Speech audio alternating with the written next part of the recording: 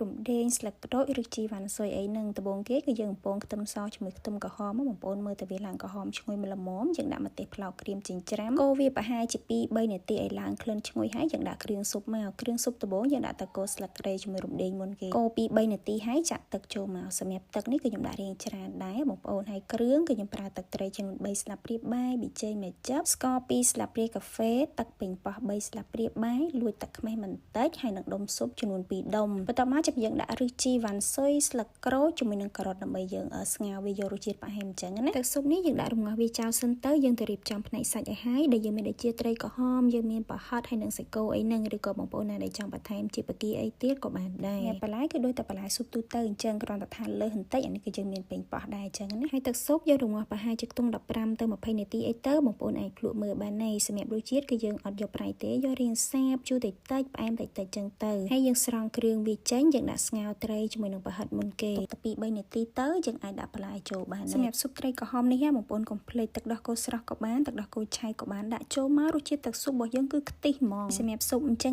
តោះតែមានភេសជ្ជៈញ៉ាំជាមួយសម្រាប់ខ្ញុំគឺខ្ញុំចូលចិត្តទឹកផ្លែឈើ fresh មែនតែនមិនត្រឹមតែមានរសជាតិឆ្ងាញ់ទេបានទាំងជួយគាំទ្រសេដ្ឋកិច្ចហើយនិងផលិតផលក្នុងស្រុកទៀតត្រូវដល់បនំទូខាងមុខនេះផងបងប្អូនកុំភ្លេចទិញជូនចាស់ទិញជូនប៉ាម៉ាក់ញ៉ាំជួបជុំគ្នាខ្លះសេឲ្យតិច